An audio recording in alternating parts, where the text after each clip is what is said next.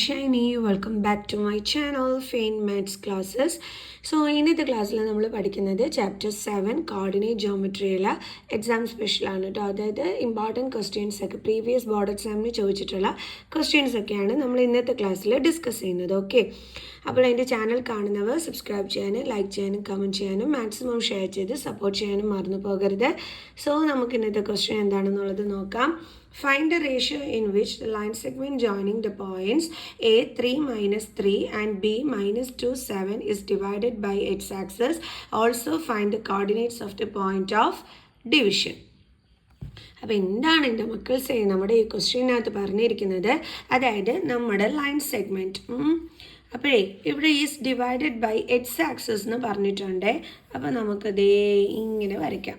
ഇത് നമ്മുടെ X access, ഇത് നമ്മുടെ ഒറിജിൻ, ഇത് നമ്മുടെ വൈ ആക്സസ്. ഓക്കെ, അപ്പോൾ നമ്മുടെ ലൈൻ സെഗ്മെൻറ്റ് ഇതാണ് നമ്മുടെ line segment. Okay, A B എന്ന് പറയുന്നത് നമ്മുടെ ലൈൻ സെഗ്മെൻറ്റ്. ഇതിനെ ഡിവൈഡ് ചെയ്തിരിക്കുന്നത് ആരാണ്? എക്സ് ആക്സസ് ആണ്. അപ്പോൾ ദേ മിസ്സായ എക്സ് ആക്സസിൻ്റെ ലൈനും ദേ ഇവിടെ വരച്ചിട്ടുണ്ട്. അപ്പോൾ ഈ കട്ട് ചെയ്തിരിക്കുന്ന പോയിന്റിന് നമുക്ക് പി എന്നും പേര് കൊടുക്കാം.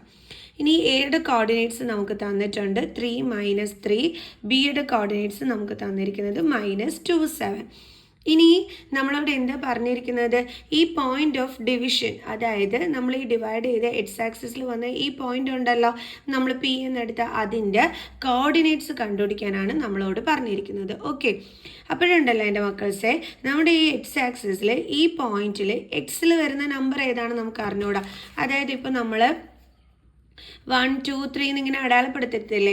അപ്പോൾ ഇവിടെ വരുന്ന ആ ഒരു നമ്പർ 3 ആണോ 4 ആണോ 5 ആണോ എന്നൊന്നും നമുക്കറിയത്തില്ല. ഓക്കെ, അറിഞ്ഞുകൂടാത്തത് കൊണ്ട് നമുക്ക് എന്തവിടെ കൊടുക്കാം? എക്സ് എന്ന് കൊടുക്കാം. ഓക്കെ, ഇനി നമ്മൾ ഈ പോയിന്റ് ഇപ്പോൾ എക്സ് ആക്സിസിലല്ലേ കിടക്കുന്നത്. അപ്പോൾ നമ്മളിത് വൈയുടെ ഇങ്ങോട്ട് നോക്കിക്കഴിഞ്ഞാൽ എവിടെയാണ് വന്നത്? നമ്മുടെ ഒറിജിനിലാണ് വന്നത്.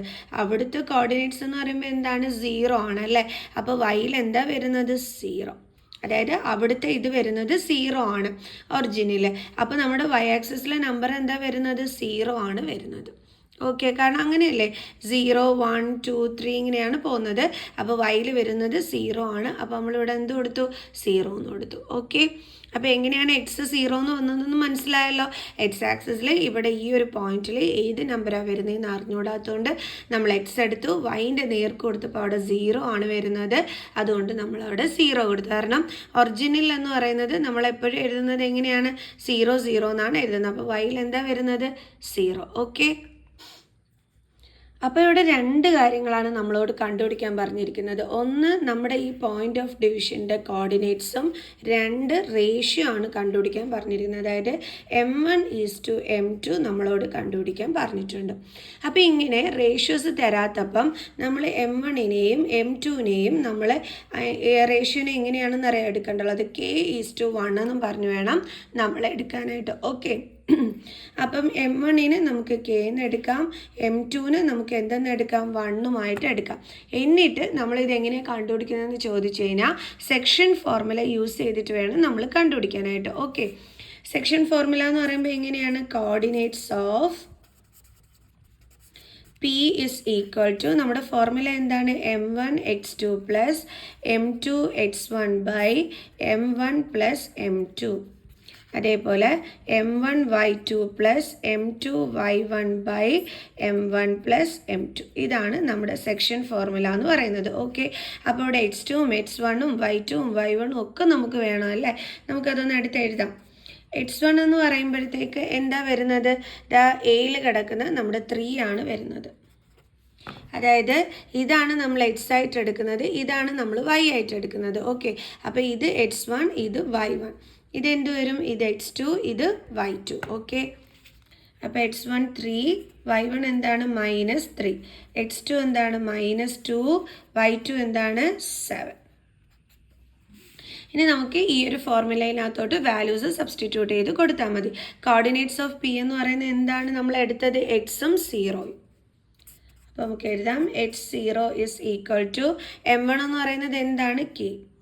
അപ്പോൾ K ഇൻറ്റു x2 എന്ന് പറയുന്നത് എന്താണ്? -2 പ്ലസ് M2 എന്ന് പറയുന്നത് 1 ഇൻറ്റു x1 എന്ന് പറയുന്നത് 3 ബൈ M1ഉം M2ഉം Kയും 1ഉം ആണ്. അപ്പോൾ K+1. അടുത്തത് k ഇൻറ്റു y2 എന്ന് പറയുമ്പോൾ എന്താണ് 7 പ്ലസ് m2 എന്ന് പറയുന്നത് എന്താണ് 1 ഇൻറ്റു y1 എന്താണ് -3 ഡിവൈഡഡ് ബൈ k പ്ലസ് 1. അപ്പോൾ h0 is equal to k into -2 k plus 3 by k plus 1. 7k plus -3 by k plus 1. ഇനി എങ്ങനെയാണ് നമ്മളിത് ചെയ്യേണ്ടുള്ളത്? നമുക്കറിയാം ദാ ഈ എക്സിന് ഈക്വൽ ആണ് ദാ ഈ കിടക്കുന്നത്, കാരണം എക്സിൻ്റെ ഫോർമുലയാണ് ഫസ്റ്റ് കിടക്കുന്നത്. അടുത്തത് 0യ്ക്ക് ഈക്വൽ ആണ് ദാ ഈ രണ്ടാമത് കിടക്കുന്നത്. ഓക്കെ, എപ്പോഴും നിങ്ങൾ ഓർത്തോണം, നമ്മൾ കണ്ടുപിടിക്കാനുള്ള എക്സിൻ്റെ ഫോർമുലയാണ് ദാ ഇത്, വൈയുടെ ഫോർമുലയാണ് ദാ ഇതെന്നുള്ളത് മക്കൾ ഓർത്തോണം. അതായത് ഈ ആദ്യം കിടക്കുന്നതിന് ഈക്വൽ ആയിരിക്കും ഇത്, രണ്ടാമത് കിടക്കുന്നതിന് ഈക്വൽ ആയിരിക്കും രണ്ടാമത്തത്. ഓക്കെ, അപ്പോൾ നമുക്ക് എന്ത് ചെയ്യാമെന്നറിയാം, അതായത് 0 is equal to ഇതെന്നും പറഞ്ഞ് നമുക്ക് എടുക്കാം. അവിടെ വെച്ചിട്ട് നമുക്ക് ചിലപ്പോൾ കെയുടെ വാല്യൂ കിട്ടാൻ ചാൻസ് ഉണ്ട്. ഓക്കെ, അപ്പോൾ നമുക്ക് 0 is equal to 7k plus -3 by k plus 1. ഇനി എന്ത് ചെയ്യണം, നമ്മൾ ക്രോസ് മൾട്ടിപ്ലൈ ചെയ്യണം. അപ്പോൾ നമ്മൾ 0യും k plus 1ഉം കൂടി ഇൻറ്റു ചെയ്യുമ്പോഴേ 0 ഇൻറ്റു k plus 1 എന്ന് വെച്ചാൽ എന്താണ് 0 equal to 7k plus into minus എന്താണ് -3.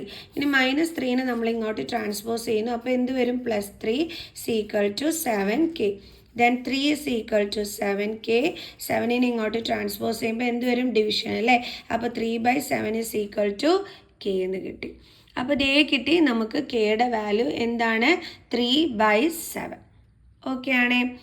അപ്പോൾ നമ്മൾ നമ്മുടെ റേഷ്യോ എടുത്തിരിക്കുന്നത് എങ്ങനെയാണ്, നമ്മൾ റേഷ്യോ കണ്ടുപിടിക്കുന്നതിന് മുമ്പ് നമുക്കിവിടെ എക്സിൻ്റെ വാല്യൂ കണ്ടുപിടിക്കാവേ. ഈ എക്സ് എന്തിന് ഈക്വലാണ്, ഇതാ ഇതിന് ഈക്വലാണ്. അപ്പോൾ നമുക്ക് എഴുതാം x is equal to -2k plus 3 by k plus 1. 2k plus 3 by k plus 1. നമ്മുടെ കയ്യിൽ ഇപ്പോൾ കെയുടെ വാല്യൂ ഉണ്ട്. അപ്പോൾ നമ്മൾ എന്ത് ചെയ്താൽ മതി, ജസ്റ്റ് സബ്സ്റ്റിറ്റ്യൂട്ട് ചെയ്ത് കൊടുത്താൽ മതി ഇതാ ഇവിടെ.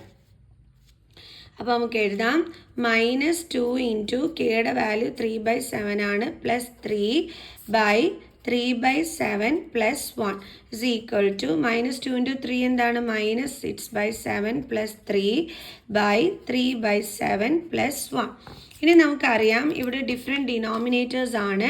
അപ്പോൾ നമ്മൾ എൽസിയം കാണാം അല്ലേ. എൽസിയം എന്താണ് 7. അതേപോലെ ഇവിടെയും എന്താണ് എൽസിയം കാണണം. അപ്പോൾ എൽസിയം എന്ത് വരും 7. സോ അപ്പോൾ നമ്മൾ മുകളിലും താഴെയും 7 കൊണ്ട് മൾട്ടിപ്ലൈ ചെയ്തു. അപ്പോൾ -6 പ്ലസ് 3 7 സാർ എത്രയാണ് 21/7.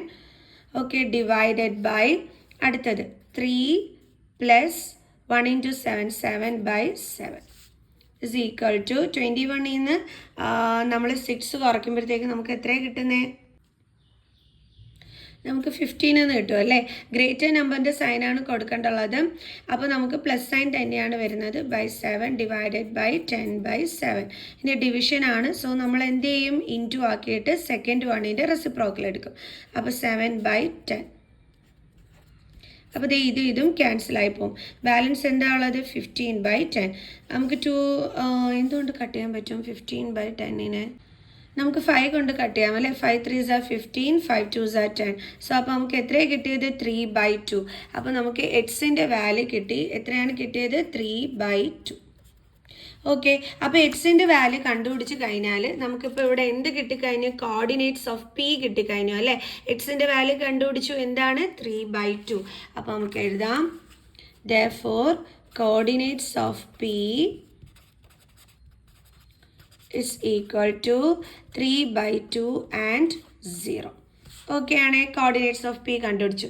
ഇനി നമ്മളോട് എന്ത് കണ്ടുപിടിക്കാൻ പറഞ്ഞിട്ടുണ്ടായിരുന്നു, റേഷ്യോനെ നമ്മൾ എങ്ങനെ എടുത്തത് m1:m2 is equal to k:1 എന്നാണ് നമ്മൾ എടുത്തിരുന്നത് അല്ലേ. m1:m2 is equal to k:1. അപ്പോൾ നമുക്ക് ഇതൊന്ന് ഫ്രാക്ഷനിൽ എഴുതിയാൽ എങ്ങനെ വരും, m1/m2 is equal to k/1. So m1/m2 is equal to കെയുടെ വാല്യൂ എത്രയായിരുന്നു നമ്മൾ കണ്ടുപിടിച്ചിരുന്നത് 3/7. അപ്പോൾ 3/7 പിന്നെ കെയുടെ വാല്യൂ നമ്മളിവിടെ സബ്സ്റ്റിറ്റ്യൂട്ട് ചെയ്തു. പിന്നെ എന്തുണ്ട് ഇവിടെ ഡിവൈഡഡ് ബൈ 1.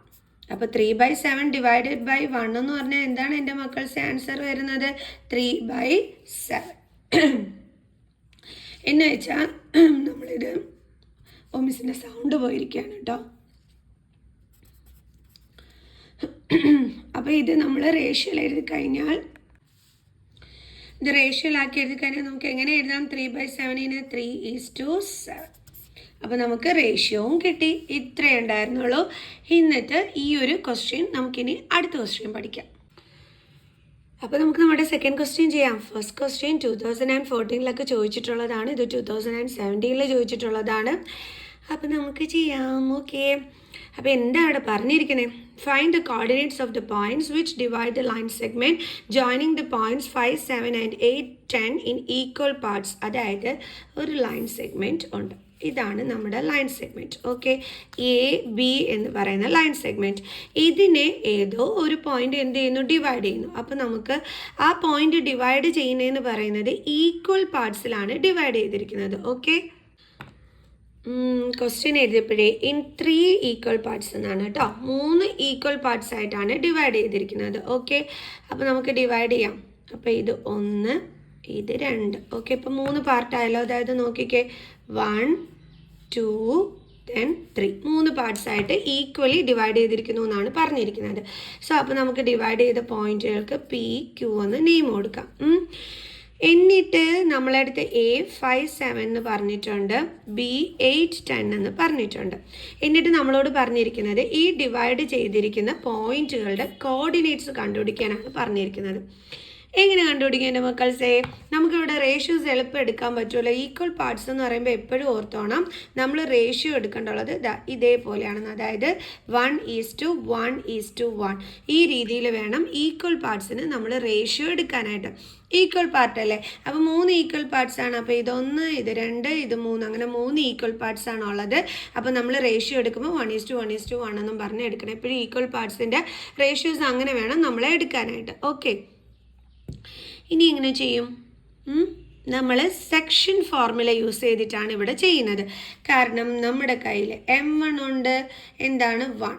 അതായത് ഇപ്പോൾ നമ്മൾ Pയുടെ കോർഡിനേറ്റ്സ് ആണ് നമുക്ക് കണ്ടുപിടിക്കേണ്ടുള്ളതെങ്കിൽ നമ്മളിതേ ഇവിടെ നിങ്ങൾ നോക്കിക്കഴിഞ്ഞ് കഴിഞ്ഞാൽ നമ്മുടെ ഇങ്ങോട്ടുള്ള പാർട്സ് എന്ന് പറയുന്നതിൽ ആ ഒരു റേഷ്യോ എന്താ വരുന്നത്? 1. അപ്പോൾ M1 എന്ത് വരും? 1. ദെൻ M2 എന്ന് പറയുമ്പോൾ Pയെ വെച്ചിട്ടാണ് നമ്മൾ നോക്കുന്നത്. അപ്പോൾ P to B വരെയുള്ള ആ ഒരു റേഷ്യോ എങ്ങനെ നമ്മൾ കണക്കാക്കും? ഇവിടെ 1 ഉണ്ട്, ഇവിടെയും 1 ഉണ്ട്. അപ്പോൾ 1 + 1 നമുക്ക് എന്താ കിട്ടുന്നത്? 2. അപ്പോൾ നമ്മുടെ M2 എന്ന് പറയുന്നത് എന്താണ്? 2. അതായത് ഈ P divides AB in the ratio എന്താണ്? 1:2. കണ്ടോ?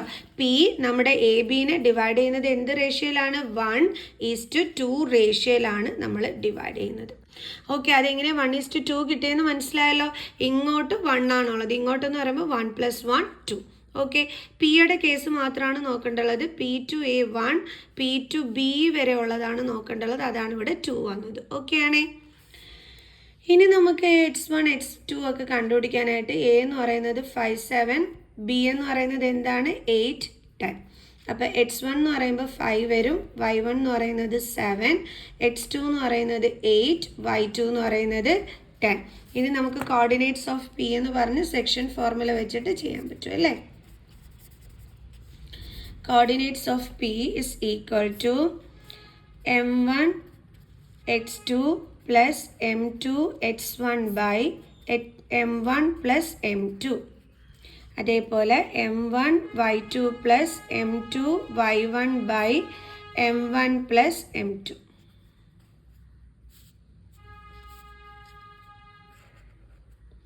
ഇതാണ് നമ്മുടെ formula. Is equal to M1 എന്ന് പറയുന്നത് എന്താണ്? 1. അപ്പോൾ 1 into X2 എന്ന് പറയുന്നത് 8 പ്ലസ് M2 എന്ന് പറയുന്നത് 2 into X1 എന്ന് പറയുന്നത് 5 by 1 plus 2. Okay, then M1 എന്ന് പറയുന്നത് 1 ആണ്, Y2 എന്ന് പറയുന്നത് 10 ആണ്, പ്ലസ് M2 എന്ന് പറയുന്നത് 2 ആണ്, ഇൻറ്റു Y1 എന്ന് പറയുന്നത് 7 ആണ്, by 1 plus 2 is equal to 1 8s are 8 plus 2 5s are 10 by 3.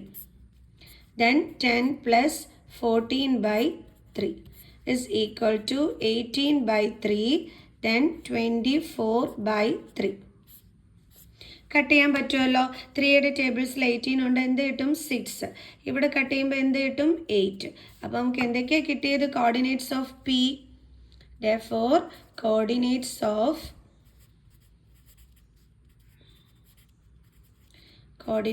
of P is equal to 6, 8. അപ്പോൾ പിയുടെ കോർഡിനേറ്റ്സ് കണ്ടുപിടിച്ചു. ഇനി അടുത്ത ആരുടെ കോർഡിനേറ്റ്സ് ആണ് കണ്ടുപിടിക്കേണ്ടുള്ളത്? ക്യൂ. അപ്പോൾ അതെങ്ങനെയാണ് നമ്മൾ നോക്കേണ്ടുള്ളത്? ഇവിടെ നോക്കിക്കേ, ക്യൂ ടു എ വരെയുള്ള ഈ ഒരു ഡിസ്റ്റൻസ് എന്ന് പറയുന്നത് 1 ഉണ്ട്, ഇവിടെയും 1 ഉണ്ട്. അപ്പോൾ 1 + 1 എന്ത് കിട്ടും? നമുക്ക് 2. അപ്പം ക്യൂ ടു പി വരെ എന്ന് പറയുമ്പോഴത്തേക്ക് നമുക്ക് എത്രയാണ് വരുന്നത്? 2. ഇനി ക്യൂ ടു ബി, അതായത് ഇവിടുന്ന് ഇവിടം വരെ എത്രയേ ഉള്ളൂ? 1. അപ്പോൾ നമുക്ക് റേഷ്യോ എങ്ങനെ വരും? 2:1. കണ്ടില്ലേ? അപ്പോൾ ക്യൂ നമ്മൾ എ ബിനെ ഡിവൈഡ് ചെയ്യുന്ന റേഷ്യോ എന്താണ്? 2:1. എങ്ങനെയാണെന്ന് മനസ്സിലായല്ലോ? ക്യൂ ടു എ വരെ 1 + 1 ചെയ്യുമ്പോൾ നമുക്ക് 2 കിട്ടും. ഇവിടെ നിന്ന് ഇങ്ങോട്ട് 1 മാത്രമേ ഉള്ളൂ, അതുകൊണ്ട് 2:1. ക്ലിയർ? അപ്പോൾ നമുക്ക് എഴുതാം, Q divides A B in the ratio 2:1. അപ്പോൾ നമുക്ക് എഴുതാം, m1 2 ആണ്, m2 എന്താണ്? 1 ആണ്. ഓക്കെ, x1 എന്ന് പറയുന്നത് എന്താണ്? 5 ആണ്, x2 എന്ന് പറയുന്നത് 8 ആണ്, y1 എന്ന് പറയുന്നത് 7, y2 എന്ന് പറയുന്നത് 10. ഓക്കെ, അപ്പോൾ നമുക്ക് സെക്ഷൻ ഫോർമുല യൂസ് ചെയ്തിട്ട് ചെയ്യാം. അപ്പോൾ നമ്മളിവിടെ എങ്ങനെ എഴുതി? Coordinates of Q is equal to m1 x2 plus m2 x1 by m1 plus m2. അതേപോലെ m1 y2 plus m2 y1 by m1 plus m2. ഇനി ഈ സെക്ഷൻ ഫോർമുല അല്ലാതെ നമുക്ക് ഈ ക്യൂവിൻ്റെ coordinates mid point formula use ചെയ്തും ചെയ്യാൻ പറ്റും. അതായത് മിസ് കാണിച്ചു തരാവേ. ഇപ്പോൾ ഇതായിരുന്നല്ലോ നമ്മുടെ എ ബി എന്ന് പറയുന്ന മിഡ് പോയിന്റ്. പിന്നെ നമ്മൾ പറഞ്ഞു പി ക്യൂ എന്ന് പറയുന്ന ഈക്വൽ പാർട്സ് ഉണ്ടെന്ന് പറഞ്ഞു. ഓക്കെ, എയുടെ പോയിന്റുകളെന്ന് പറയുമ്പോഴത്തേക്ക് 5, 7, ഇതെന്ന് പറയുന്നത് 8, 10, ഇങ്ങനെയൊക്കെയാണ് നമ്മൾ ചെയ്തിരുന്നത് ആണല്ലോ. ഇപ്പം നമുക്ക് പിയുടെ കോർഡിനേറ്റ്സ് നമുക്കിവിടെ കിട്ടി. പിയുടെ കോർഡിനേറ്റ്സ് എന്താ കിട്ടിയത്? 6, 8 എന്നാണ് നമുക്കിവിടെ കിട്ടിയത്. അപ്പോൾ നമുക്ക് പിക്ക് 6, 8 എന്ന് കൊടുക്കാം. അപ്പോൾ ഈ പിയുടെയും ബിയുടെയും മിഡ് പോയിൻ്റ് ആയിട്ട് നമ്മൾ എന്തിനെ എടുക്കും? ക്യൂവിനെ എടുക്കും. എന്നിട്ട് നമ്മൾ മിഡ് പോയിൻ്റ് ഫോർമുല യൂസ് ചെയ്തിട്ട് നമുക്കിവിടെ ചെയ്യാൻ പറ്റും. ഓക്കെ, മനസ്സിലായ എൻ്റെ മക്കൾസിന്? അങ്ങനെയും നമുക്ക് സ്കൂളുകളിൽ പഠിപ്പിക്കുന്നുണ്ട്. അതായത് Q is the mid point of P B. ഇവിടെ ശ്രദ്ധിക്കേണ്ടുള്ള ഒരു കാര്യം, ക്യൂ മിഡ് പോയിൻ്റ് ആയിട്ട് എടുക്കുന്നത് പിയുടെയും ബിയുടെയും ആണ്, അല്ലാതെ എ ബിയുടേതല്ല കേട്ടോ. അതാണ് നിങ്ങൾ തെറ്റിക്കാതെ ചെയ്യേണ്ടുള്ളത്. നമ്മൾ മിഡ് പോയിൻ്റ് ആയിട്ട് എടുക്കുന്നത് പിയുടെയും ബിയുടേതുമാണ്. അപ്പോൾ പി എന്ന് പറയുമ്പോൾ 6, 8 ആണ്, ബി എന്ന് പറയുന്നത് എന്താണ്? 8, 10 ആണ്. അപ്പോൾ ഇത് വരും x1, ഇത് y1, ഇത് x2, ഇത് y2. ഓക്കെ ആണേ? അപ്പം ഈ ഒരു രീതിയിൽ അന്നേരം നമ്മൾ മിഡ് പോയിൻ്റ് ഫോർമുല എന്ന് പറയുമ്പോൾ എല്ലാ മക്കൾസിനും അറിയാവുന്നതാണ്. എന്താണ്? x1 + x2/2 y1 + y2/2. ഇതാണ് നമ്മുടെ ഫോർമുല. അപ്പോൾ ഇതിലോട്ട് ഇത് സബ്സ്റ്റിറ്റ്യൂട്ട് ചെയ്ത് കൊടുക്കുമ്പോഴത്തേക്ക് ഇതുപോലെ വരും 8 + 10/2. അപ്പം 8 + 16 എന്ന് പറയുമ്പോൾ 14/2, 18/2. 14/2 എന്ന് പറയുമ്പോൾ 7, ഇവിടെ 9. അപ്പോൾ നമുക്ക് ഈ ക്യൂയുടെ കോർഡിനേറ്റ്സ് എന്ന് പറയുന്നത് എന്തായിരിക്കും വരുന്നത്? 7, 9. ഇങ്ങനെയും നമുക്ക് കണ്ടുപിടിക്കാം. അതേപോലെ തന്നെ നമുക്ക് എന്ത് ചെയ്യാം? സെക്ഷൻ ഫോർമുല യൂസ് ചെയ്തിട്ടും നമുക്ക് കണ്ടുപിടിക്കാൻ പറ്റും. ഓക്കെ, അപ്പോൾ ചില കുട്ടികൾക്ക് ഈ ക്യൂ മിഡ് പോയിൻ്റ് ആയിട്ട് എടുത്തിട്ട്, അതായത് പി ബിയുടെ മിഡ് പോയിൻ്റ് ആയിട്ട് എടുത്ത് ക്യൂ ചെയ്യണം എന്നുള്ളത്, മിഡ് പോയിൻ്റ് ഫോർമുല യൂസ് ചെയ്ത് ചെയ്യണം എന്നുള്ളത് ചില കുട്ടികൾ മറന്നു പോകും, തെറ്റിക്കാൻ ചാൻസ് ഉണ്ട്. സോ മിസ് സെക്ഷൻ ഫോർമുലയിലും ചെയ്ത് കാണിച്ചു തരാം. ഞാൻ 2 രീതിയിലും ചെയ്ത് കാണിച്ചിട്ടുണ്ട്. അപ്പോൾ m1 എന്ന് പറയുന്നത് 2 ആണ്, ഇൻറ്റു x2 എന്ന് പറയുന്നത് 8 ആണ്, m2 1 ആണ്, x1 5 ആണ്, ബൈ 2 + 1. അതേപോലെ ഇവിടെയും 2 ഇൻറ്റു y2 എന്ന് പറയുന്നത് 10 + 1 ഇൻറ്റു y1 7 ആണ്, by 2 + 1 is equal to 16 + 5/3, then 20 + 7/3. Okay, then q is equal to 21/3, 27/3. That is q is equal to 7, 9. Take it coordinates of Q. അപ്പോൾ നമുക്ക് പറയാം coordinates of Q is equal to എന്താണ് 7 9. ഇത്രയേ ഉള്ളൂ സംഭവം. അപ്പോൾ നിങ്ങൾക്ക് സെക്ഷൻ ഫോർമുല വെച്ചിട്ടും ചെയ്യാം. ഇതേപോലെ പിയുടെയും ബിയുടെയും മിഡ് പോയിൻ്റ് ആയിട്ട് ക്യൂവിനെ എടുത്തിട്ട് മിഡ് പോയിൻറ്റ് ഫോർമുല യൂസ് ചെയ്തിട്ടും നമുക്ക് ചെയ്യാൻ പറ്റും. ക്ലിയർ? അപ്പോൾ ഇന്ന് ഈ 2 ക്വസ്റ്റ്യൻസ് മാത്രമേ ഉള്ളൂ. അപ്പോൾ എല്ലാവർക്കും മനസ്സിലായി കാണുമെന്ന് വിചാരിക്കുന്നു. സോ നെക്സ്റ്റ് വീഡിയോ ആയിട്ട് കാണുന്നത് വരെ ബൈ ബൈ.